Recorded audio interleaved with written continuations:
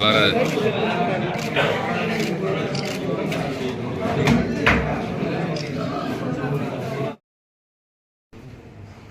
60 ஆண்டுகளை நிறைவு செய்திருந்தாலும் கூட 2 ஆண்டுகள் 2021ஆம் ஆண்டு கொரோனா என்ற நோயினால் அந்த விழா நடைபெறவில்லை.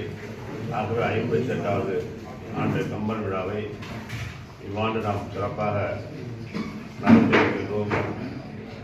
புதுச்சேரி கம்பன் கழகத்திற்கு ஒரு தனி சிறப்பு உண்டு என்பதெல்லாம் அனைவருக்கும்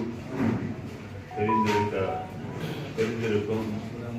ஆகவே இவ்வாண்டு கம்பன் விழாவை மேல சீரோடும் சிறப்போடும் நடத்துவதற்கு துறைஞர்களும் தமிழ் அறிஞர் பெருமக்களும் ஊடகங்களும் பத்திரிகையாளர்களும் அரசு அதிகாரிகளும் உறுதுணையாக இருந்து இந்த இலக்கிய கம்பனுடைய தமிழை இன்றைக்கு வருகின்ற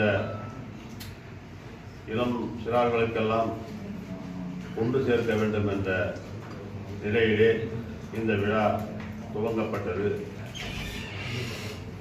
நம்முடைய புதுவை மக்கள் முதல்வர் மாண்புமிகு ரங்கசாமி அவர்கள் கம்பன் சிலைக்கு மாலை அணிவித்து கம்பன் விழாவை தொடங்குகிறார்கள். அந்த விழாவினுடைய தொடக்கத்திலே நம்முடைய புதுவை மாநில ஆளுநர் அவர்கள் விழாவை ஆரம்பித்து வைக்கிறார்கள். அது மட்டுமல்ல, இந்த விழாவிற்கு நம்முடைய நீதியரசர் அவர்கள்,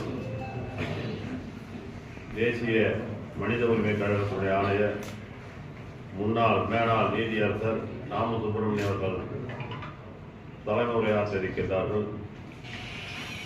இந்த அளவிற்கு இந்த விழாவை மிக சிறப்புமாக நடைபெறும் அனைவருடைய ஒத்துழைப்பை கம்பன் கழகத்தின் சார்பாக கேட்டுக்கொள்கிறேன்.